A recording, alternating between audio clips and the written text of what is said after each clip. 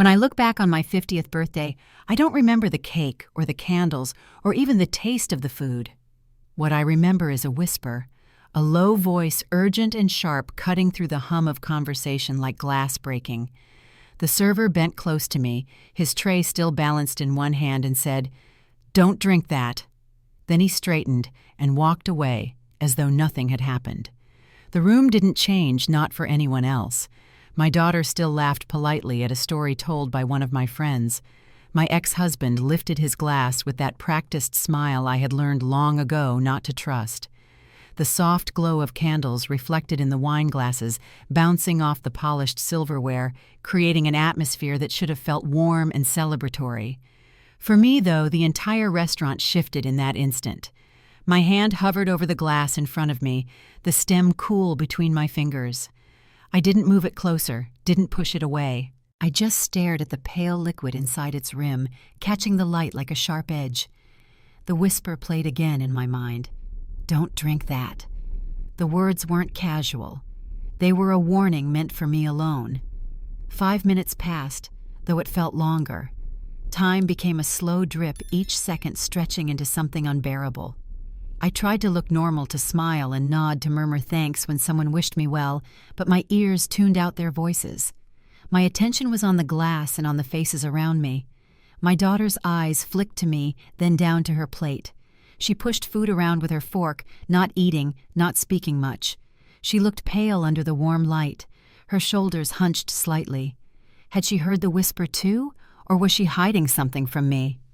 My ex-husband, seated directly across the table, leaned back in his chair with a smugness I had seen 100 times before. He raised his own glass of wine and sipped slowly, deliberately, as though to prove some silent point. His gaze met mine, and for a fleeting second I thought I saw satisfaction there. Then he looked away, smiling at our daughter, making small talk with the person next to him. My friends, well-meaning as always, laughed a little too loudly. Their words blurred together. The sound no longer felt friendly.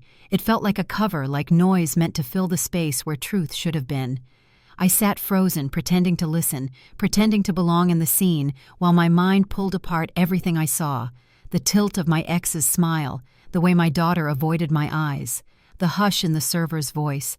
When nothing happened, when 5 full minutes passed, and I hadn't fallen, hadn't felt a thing, I forced a laugh and cut into my meal. Outwardly, I was composed. Inwardly, my heart pounded like it was trying to escape. The drink remained untouched. No one else seemed to notice. That detail became the sharpest knife of all. If someone had meant harm, if someone had planned for that glass to be mine, then every sip I didn't take was a secret act of defiance. Still, questions twisted in my chest. Why me? Why here, and who would dare? The meal carried on. Plates were cleared, desserts were served. My daughter sang softly as the cake was placed in front of me, her voice quivering more than usual. I blew out the candles, wishing not for health or wealth or love, but simply for clarity. I cut the cake, passed slices around, and thanked everyone for coming, but I kept glancing at the untouched glass. It sat there, a silent wedge between me and the rest of the table, mocking me with its stillness. My hand trembled once when I reached for my water instead, quickly hiding the movement by straightening the napkin in my lap. I felt trapped between two choices: drink and risk whatever had been meant for me, or leave it untouched and face the endless questions of why. I chose silence, letting the glass sit, letting the whisper grow louder in my memory. When the dinner ended and people hugged me, when they pressed wrapped gifts into my hands and said their goodbyes, I smiled like a woman at peace. Inside, I was anything but. The whisper had turned my birthday into a riddle, and I knew it wouldn't stay unsolved for long. As I stepped outside, cool night air against my skin, my daughter touched my arm. Her eyes searched mine, wide and anxious. She opened her mouth as though to speak, then closed it again. All she said was, "Happy birthday, Mom." Then she hugged me tight, tighter than usual. It should have been comforting. Instead, it left me colder. That night, as I lay in bed, replaying the scene, I realized something. The drink itself had never touched my lips, but the whisper had already poisoned everything. The next morning, I stood in the kitchen staring at the gift bags on my counter. Ribbons glittered, tags tissue paper. They felt absurdly cheerful against the weight in my chest. I hadn't slept. Every time I closed my eyes, I saw the glass again, full and untouched, and I heard the whisper, "Don't drink that." The words weren't fading, they were sharpening. I made coffee, though the smell turned my stomach. I needed something familiar, something grounding. The mug trembled slightly as I brought it to my lips. I told myself it was fatigue. I told myself a lot of things. My daughter padded into the room still in her pajamas. She offered a sleepy smile and a quiet morning. Her hair was a mess, her face soft with that in-between glow, not a child, not quite a woman. I used to be able to read her like a page. Now she felt like a locked diary. She poured herself cereal, sat across from me, and said nothing else. I tried. "You were quiet last night. Everything okay?" She nodded too quickly. "Yeah, just tired. You know how those dinners are. A lot of catching up." Her spoon clinked against the bowl. The silence stretched. "I saw you looking at me," I said gently. "At the restaurant. After the toast." She froze. Just for a second, then shrugged. "You looked nervous. I thought maybe you were getting emotional." I smiled. Emotional, sure. The word tasted like smoke. She stood and rinsed her bowl, her back to me now. "Anyway, I have class in an hour." She dried her hands a little too fast, a little too hard. Happy belated mom. Then she kissed my cheek and walked upstairs. I sat alone with my coffee colder now. I replayed the whole evening again, not just the server's whisper, but the details I hadn't noticed before. The pause in my friend Lena's voice when she saw me lift the glass. The way my ex smiled just a fraction too long when he made that toast to new beginnings and to letting go of the past. Finally. They all laughed, but I didn't. I went to the dining room where my coat still hung. The restaurant's receipt was in the pocket. I turned it over and found the name of the place scribbled in pen. The server's name, Sean. I hadn't asked for it, but I must have written it down. Or maybe he had. I stared at it for a long time. By noon, I was back in the car. I didn't call ahead. I needed to look someone in the eye. The restaurant was mostly empty. A few couples. A man with a laptop. A hostess greeted me brightly, but I brushed past. "Is Sean working?" She blinked. Sean. The server from last night. Tall, curly hair, brown eyes, soft voice. She frowned. "We don't have a Sean." My stomach tightened. She called someone from the back. Another staff member emerged, a woman older with sharp eyes. She looked me up and down like she'd already decided I was trouble. I repeated myself. She crossed her arms. "No Sean here. No one fitting that description worked last night.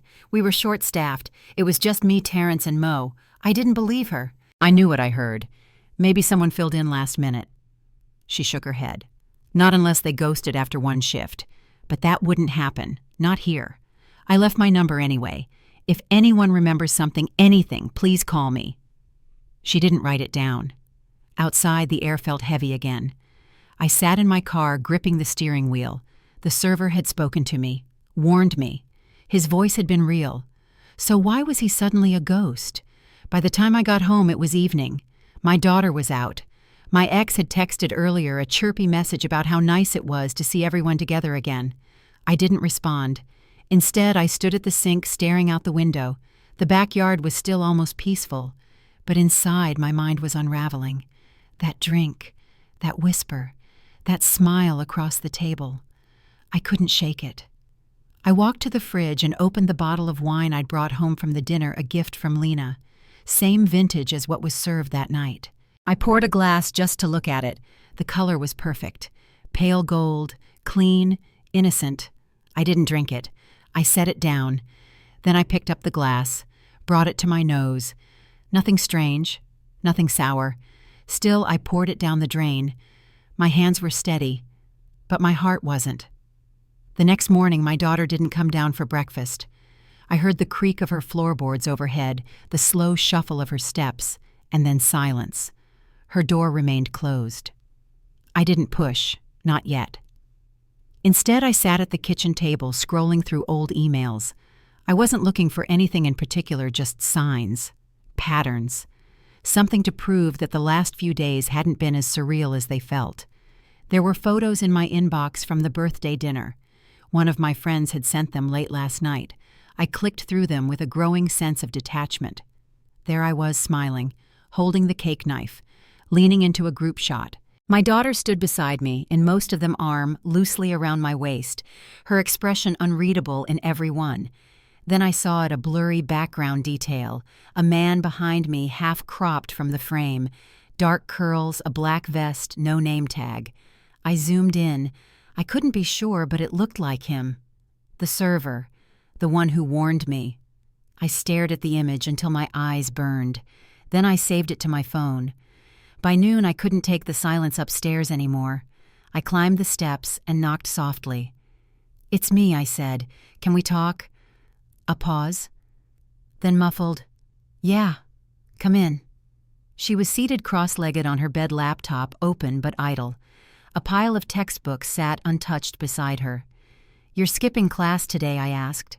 She shrugged. "Wasn't feeling great." I sat at the edge of the bed, leaving space between us. "I need to ask you something, and I need you to be honest."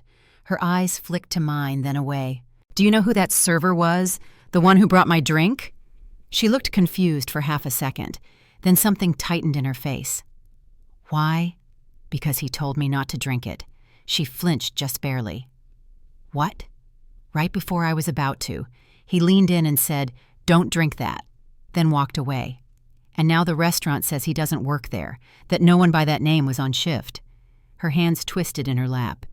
"Do you know something?" I pressed. She shook her head too fast.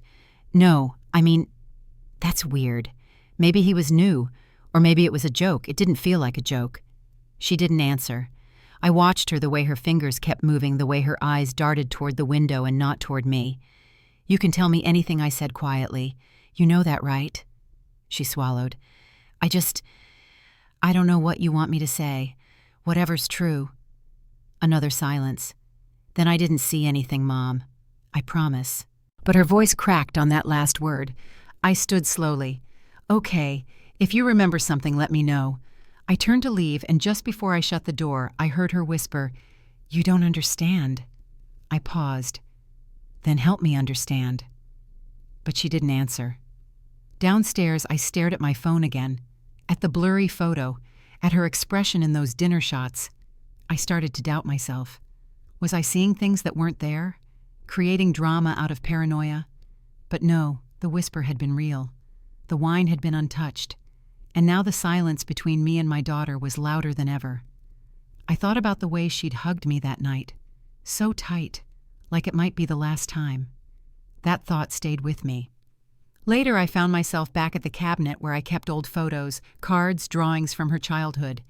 I pulled out a birthday card she'd made me at age 9, folded construction paper glitter glue, a drawing of the two of us holding hands. I kept that card in my lap for a long time. That girl, the one who made me laugh when I thought I'd forgotten how, would have told me everything. I wasn't sure where that girl had gone. The mind is a cruel archivist. It doesn't file memories in neat, tidy drawers. It tosses them into dark corners and lets them fester until a moment like this, a whisper, a photograph, a glance from your daughter forces them back into the light. That morning, I found myself in the attic. Not intentionally. I'd gone up there looking for something to distract me, an old box of winter coats maybe, but instead I found the plastic tub labeled Divorce, 2007. I sat on the floor legs folded like a child and opened it. Inside were court papers, financial documents, and a few bitterly polite emails printed and folded, the kind of correspondence that barely hides contempt behind legal grammar. I sifted through them, not knowing what I was looking for. Maybe I thought I'd find a motive, or proof that the man I once married had finally crossed a line. There were bills, unpaid balances that had been redirected to my name, notes from my lawyer about aggressive posturing and mediation, a copy of our custody agreement marked up in red. I remembered those nights sitting in silence at the dining table, pen in hand, fighting the urge to just give up.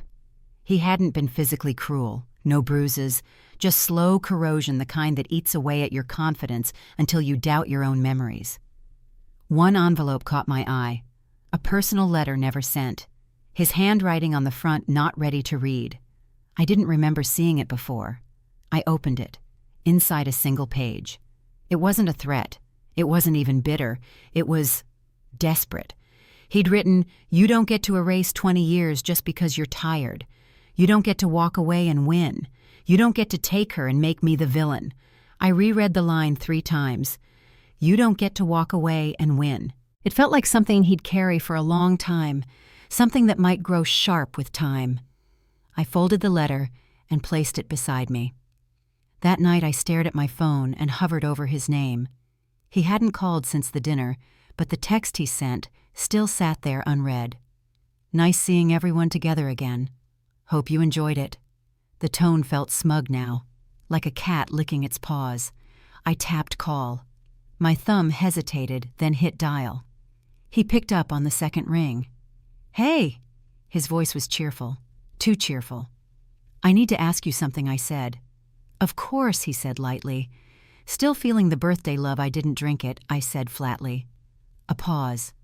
"What the wine?" "The one the server brought me." "I didn't drink it."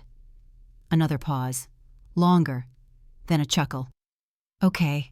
And there was a whisper from the server. "He told me not to drink it." He was silent. I waited.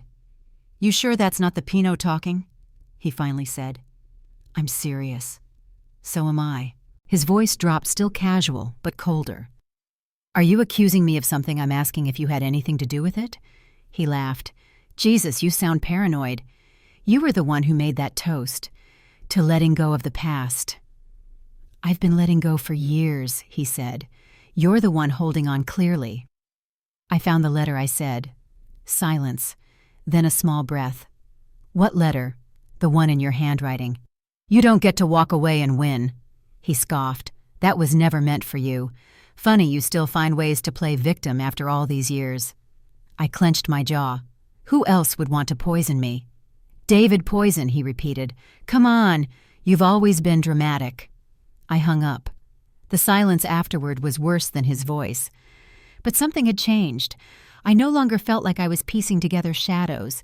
There was a shape forming now, something concrete, and he was at the center of it. Storyforge AI, YouTube, Drama Writer Final said, "Here is part 5 of your serialized story, the moment when the narrator returns to the restaurant and uncovers the first undeniable clue. All structure, tone, and delivery match Scriptmaster 13X requirements."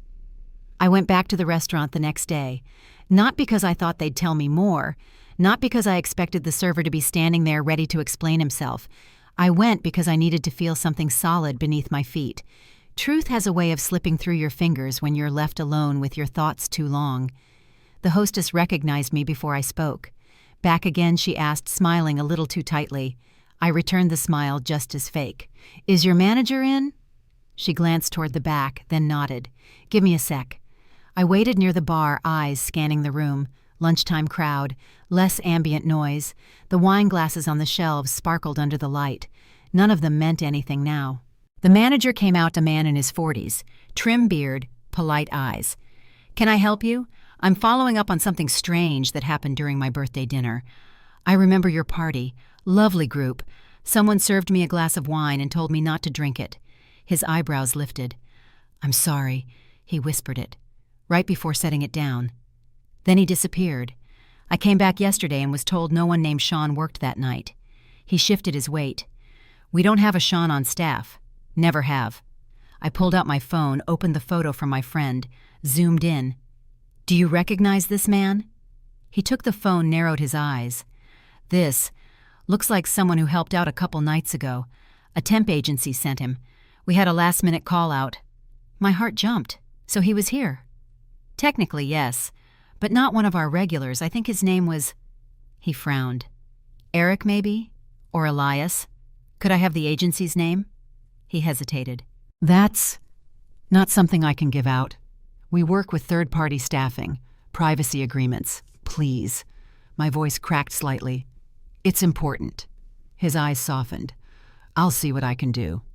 He disappeared into the back. I waited, every muscle tense. 10 minutes later, he returned. The agency won't release his info, but I remembered something. He was in the kitchen when the wine was being poured. One of the bussers said he got into it with the sommelier loud enough that someone had to pull them apart. What was it about? No idea. But after that, he asked to switch tables, wanted to serve someone else, said something like, "I won't be responsible." I froze. "You're saying he tried to avoid serving me? I don't know that for sure." He paused. "But it lines up, doesn't it?" It did. Too well. I thanked him, scribbled down everything I could remember, and left. The sun outside felt harsh, like it was exposing something I hadn't meant to reveal. Back in my car, I sat in silence. I had a name, maybe, a confrontation in the kitchen, a warning from someone who hadn't wanted to be part of it, someone who knew. I drove home in a fog. I wanted to talk to my daughter, but the house was empty. She'd left a note on the fridge library for a few hours. Studying. "Love you." I didn't believe a word of it. I sat in the quiet kitchen staring at that note. Her handwriting hadn't changed since high school, rounded looping letters, like she'd never quite grown out of childhood. How much was she keeping from me? I pulled out my journal and began writing everything down. Not just the whisper, not just the whine, but the expressions, the pauses, the slight crack in her voice. The way she said, "You don't understand." She was right. I didn't. But I was going to, even if I had to drag the truth out of everyone who'd been at that table. She came home just after sunset, smelling faintly of rain and library air. Her jacket was damp, her shoulders hunched, and her eyes flickered when she saw me at the kitchen table, still silent, waiting. "Hey," she said casually, like the last few days hadn't pulled a thread loose in everything we were. "Hey," I echoed just as gently. "Library." She nodded, then opened the fridge too fast, like the cold air might fill the silence I'd left. I let her fumble with the orange juice and the clinking glass before I spoke. I went back to the restaurant. Her hand paused mid-pour. I talked to the manager. Found out the man who warned me wasn't one of their regular staff.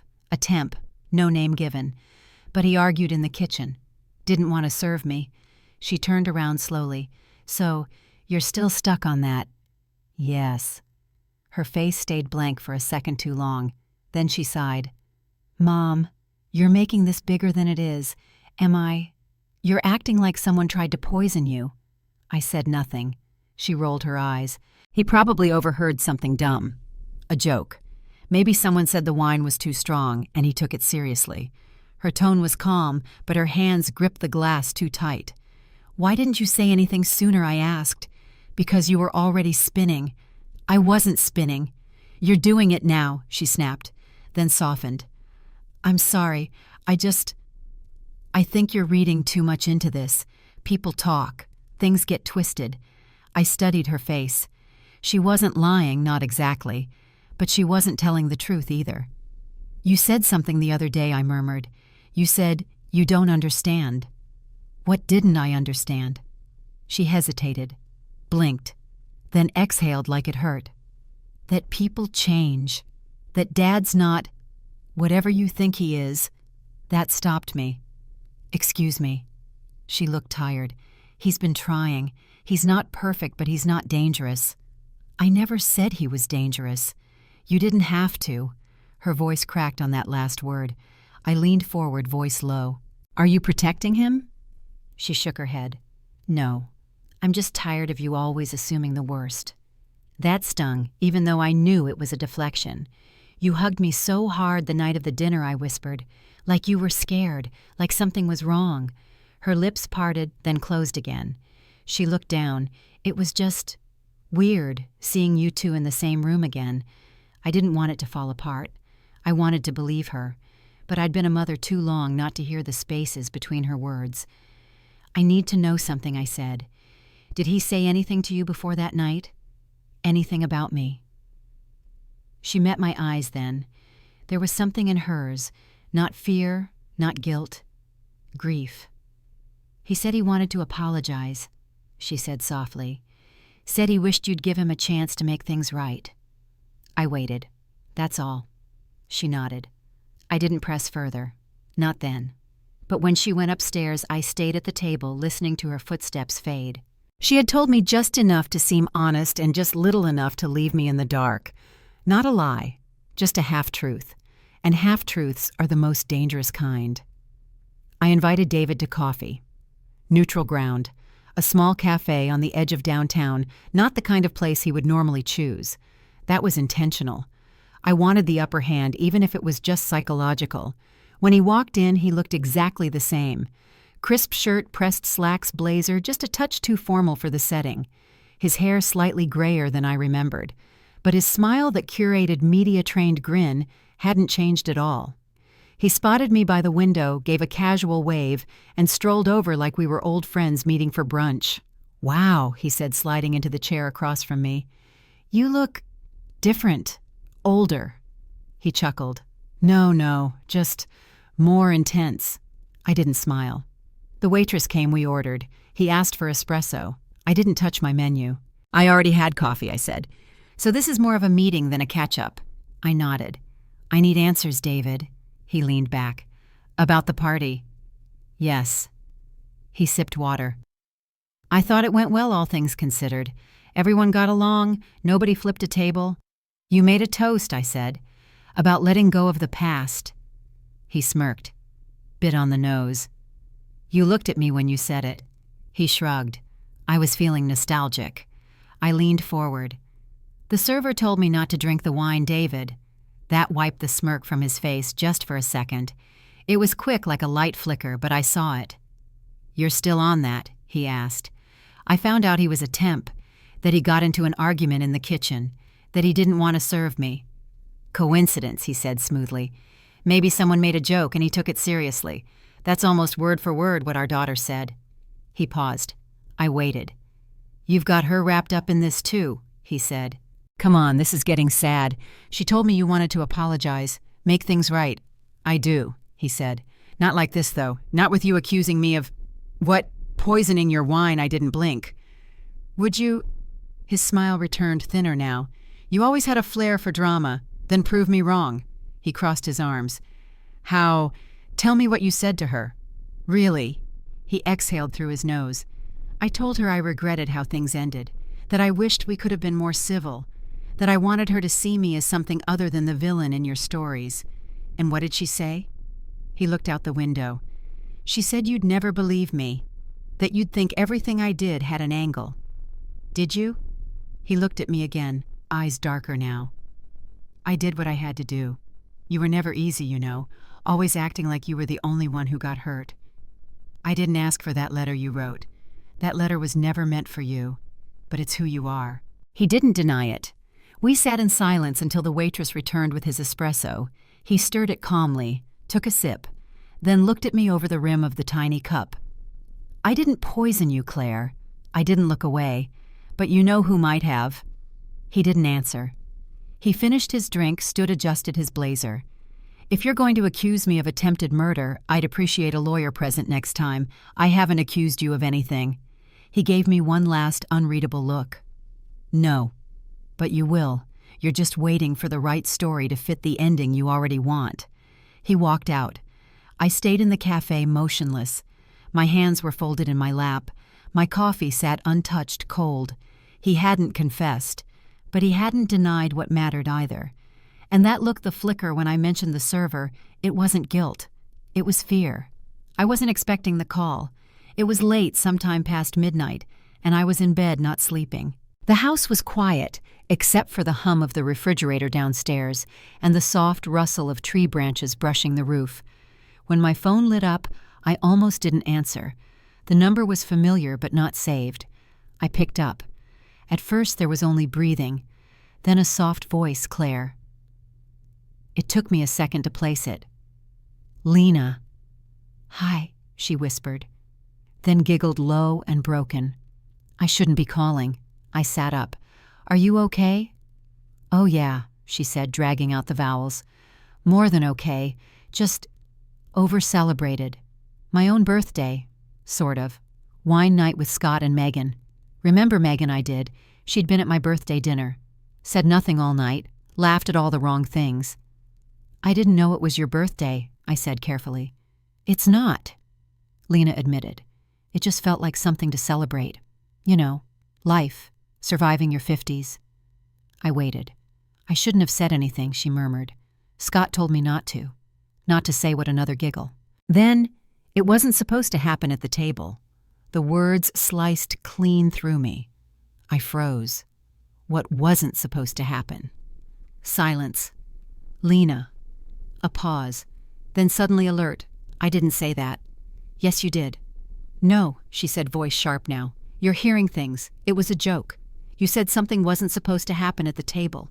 Were you talking about the wine? She hung up. I stared at the screen for a long time, my hands sweating. Then I called her back. Straight to voicemail. I texted, "Please, just tell me the truth." No response. I stared into the dark, replaying the tone of her voice, the way it shifted from tipsy to terrified in a single breath. Something had gone wrong that night, something that wasn't supposed to happen in front of me, or maybe to me at the table. I went downstairs, turned on the kitchen light, and sat with my back to the wall. The list of people at that dinner suddenly felt like a lineup. Lena, Scott, Megan, my ex, my daughter, and whoever gave that server the instruction to hand me the glass. I opened my journal, flipping back through the pages I'd started after the dinner. I scribbled a new list, each name, each interaction. I circled the word table. What did that mean? A plan gone wrong. A message delivered too soon. The thought that chilled me most was this. Maybe I wasn't supposed to drink the wine right then. Maybe I was supposed to take it home. I looked up at the cabinet where the wine bottle had sat 2 nights ago, the one I had poured and dumped down the drain, a gift from Lena. My chest tightened, a gift I hadn't even thought to question until now. I stood up, opened the cabinet again, praying I'd missed something. But it was empty, and I'd already gotten rid of the bottle. There would be no testing, no evidence, only my word, and the increasingly fragile thread of my own memory. But Lena had slipped, and now I knew I wasn't just imagining danger. I'd been seated in the middle of it. The next morning, I woke up with a pounding behind my eyes and a note of panic already humming in my chest. I skipped breakfast, poured coffee I didn't drink. I kept thinking about the wine bottle, the gift from Lena, and the way her voice had cracked when she said it wasn't supposed to happen at the table. The implication sat heavy on my chest.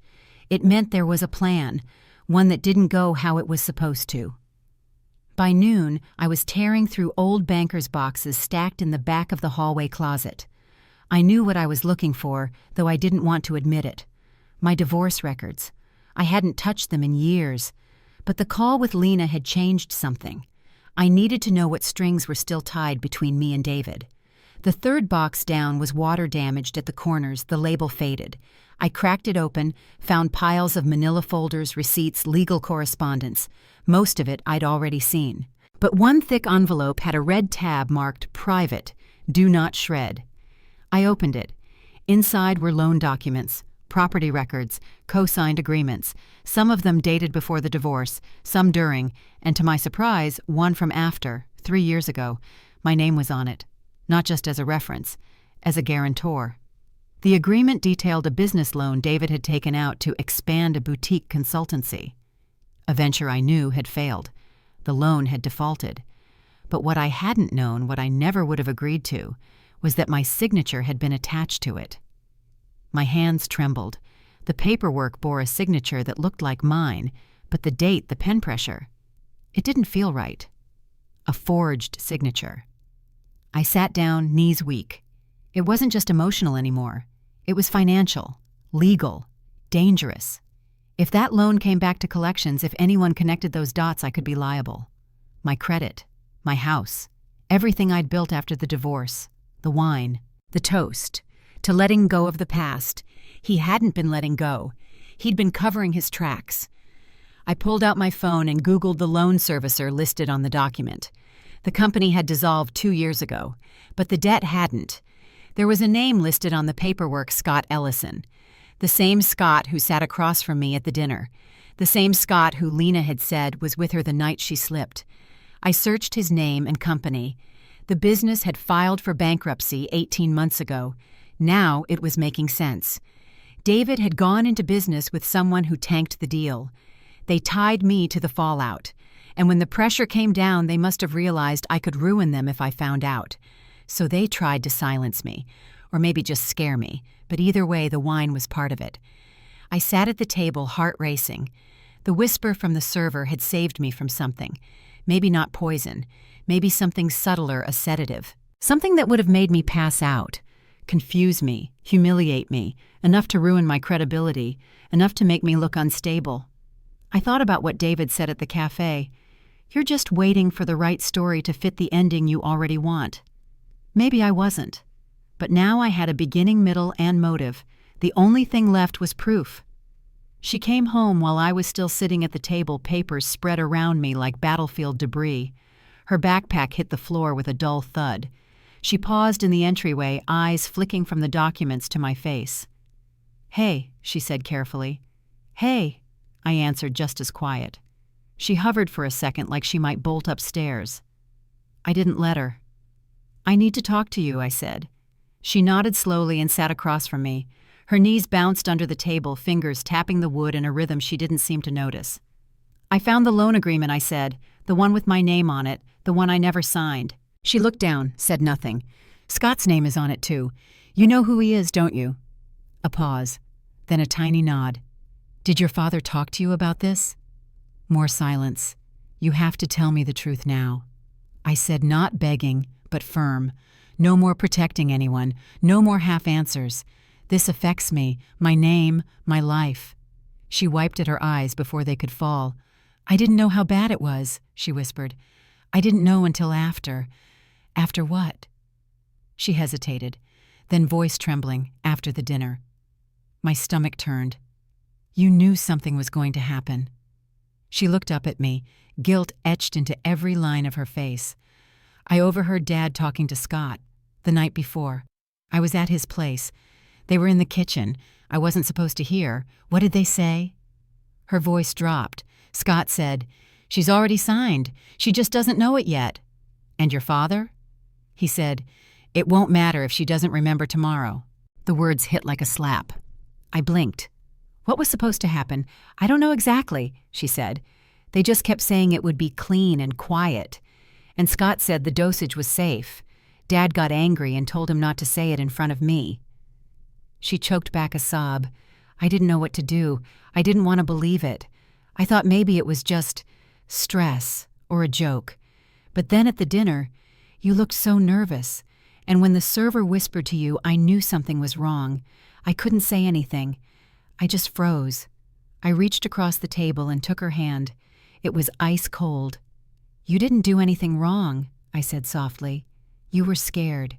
You were trying to protect everyone. I should have protected you." "You did," I said. "You didn't let me drink it." She shook her head, "But I didn't stop them. And now, what if they try something else they won't?" Her eyes widened. "How can you be sure? Because now I have motive. I have documents. I have your words. And I'm not afraid of them anymore." She started to cry, then not loud, not dramatic. Just quiet tears slipping down her cheeks as she gripped my hand like it was the only solid thing in her world. I didn't cry. Not then. I couldn't. I had to stay focused. Because now I knew.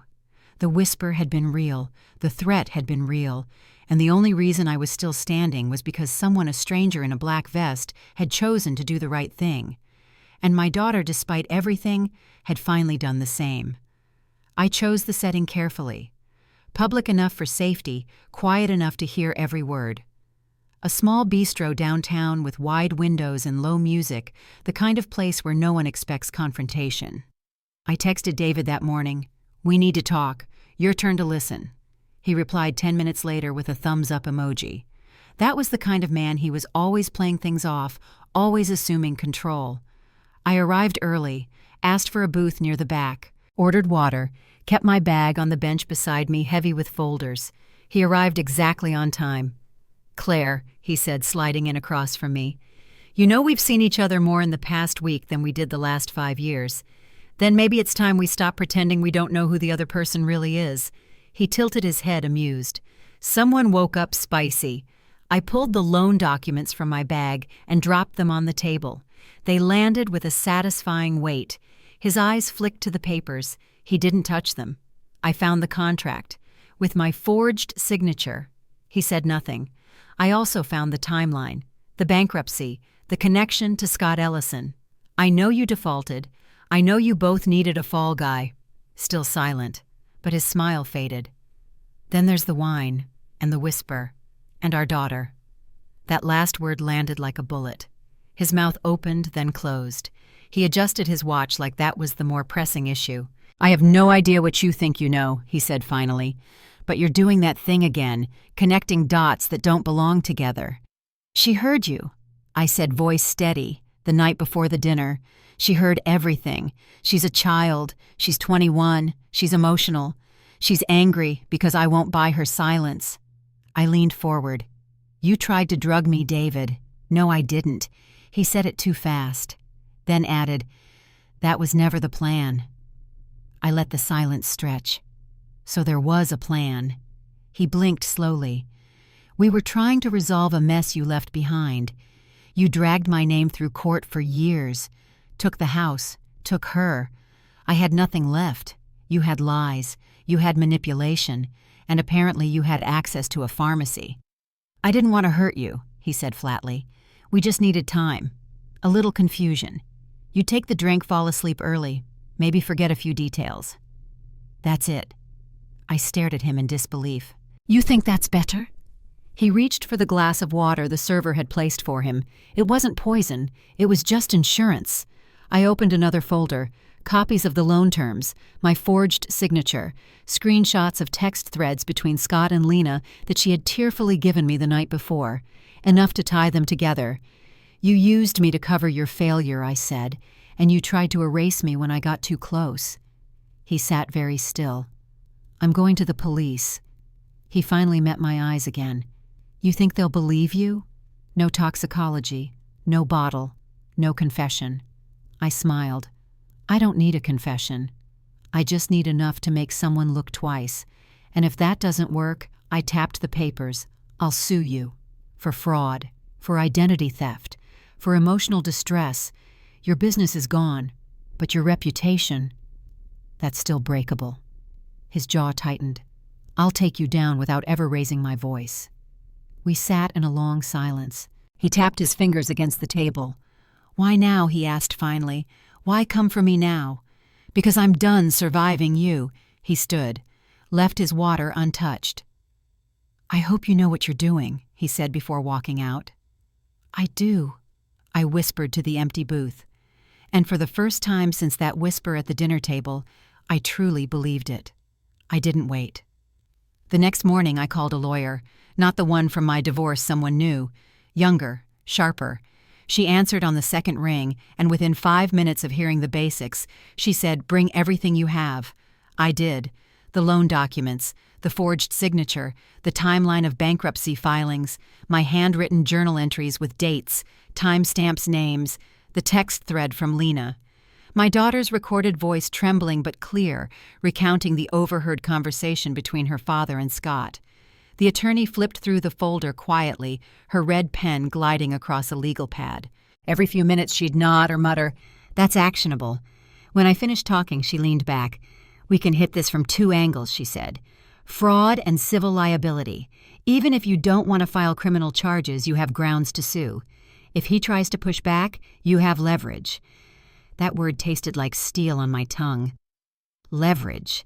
I wasn't just reacting anymore. I was controlling the pace. I made 3 phone calls after I left her office. One to the loan servicer to request an official audit of the forged paperwork. One to Lena. I didn't ask her for more. I simply said, "If they come for me, I will include you. If they don't, your name stays out of it." She didn't respond, but I saw she read it. And the 3rd call to the restaurant. The manager sounded surprised to hear from me again. "I'm not here to ask," I said. "I'm here to tell you that a crime occurred in your dining room. I can either name you in my complaint as a negligent facilitator, or you can cooperate. Quietly, off record." There was a long pause. Then, "What do you want?" "The name of the temp agency, the name of the server. Anything else he told you?" More silence. Then he said, "Come by tomorrow morning." I hung up, heart pounding but steady. That evening I made one more decision. I canceled my joint bank account with my daughter, not because I didn't trust her, but because I finally understood how easy it was to fall into another person's storm. She cried when I told her, but she understood. We were rebuilding trust, not standing on blind faith. We spent the rest of the night watching a movie in silence. No commentary, no overreaching affection, just presence. When she fell asleep on the couch beside me, I let her stay. I watched her chest rise and fall steady and unbroken, and for the first time in weeks, I felt something shift. Not forgiveness, not yet, but forward motion. The next morning, I walked into the restaurant with my coat zipped high and my file folder under one arm. The manager led me to the back office. No small talk, no apology. He handed me a single sheet of paper. Name Elias Ward, Agency Staff Pro Events, date of contract, 1 night only. I folded the paper and looked him in the eye. He saved my life, I said. The manager nodded slowly. He said someone looked nervous, said he couldn't go through with it. I closed my eyes. He didn't say much else, just that he was done being part of anyone's secrets. He left before shift ended. I tucked the paper into my folder. If anyone asks, we never had this conversation. He nodded. I left the restaurant. The sky was overcast, the wind crisp. But I walked slowly, deliberately, like someone with time on her side. I had a name now, a witness, a lawyer. And the woman I used to be, the one who accepted too little, questioned too softly, she was gone. The hearing was quiet. Not a courtroom scene like in the movies, no slamming gavels or gasps from the gallery, just a conference room with long windows, a mediator, 2 legal reps, and David across the table. He looked smaller than I remembered. Maybe it was the lighting. Maybe it was the fact that he wasn't the one holding the cards anymore. His lawyer spoke more than he did, tried to minimize the damages, framed it all as a misunderstanding, a poorly executed business maneuver. But when my attorney slid the forged signature across the table, followed by the voice recording of my daughter describing what she overheard, something shifted. David didn't look up. He just leaned back, exhaled slowly, and said, "What do you want?" My lawyer replied for me. Acknowledgement, restitution, and withdrawal from all current claims involving the client's name, assets, or property. Permanently. He signed. No apology, no admission. But I didn't need those things. Not anymore. Outside, I stood beneath the rustling of fall leaves and let the wind hit my face. Not as a symbol, not as a metaphor, just as a fact. I was still here, still standing. I didn't tell many people what happened. Not all of it. My daughter knew. So did my lawyer. Lena sent a message weeks later. "I'm sorry. I wasn't strong enough to stop it. I hope you're okay."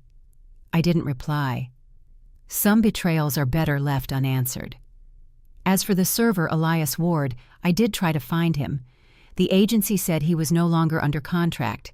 They gave me a forwarding number. I left a message. Just one. "You didn't know me, but you helped me anyway. I owe you my life." He never called back. Maybe he wanted to stay invisible. Maybe his part was done, and maybe that's what makes someone a hero when they walk away before the applause. I kept the copy of the forged loan agreement in a safety deposit box, just in case. I don't expect I'll ever need it again.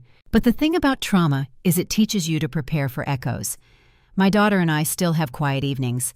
Not every conversation is easy, but the air between us is clean again. Sometimes I look at her and wonder what might have happened if I had taken that sip, if I had trusted the wrong moment. But I didn't, because one person, just one, whispered, "Avoid that drink." 5 minutes later, my life was still mine, and now it's something I choose every day.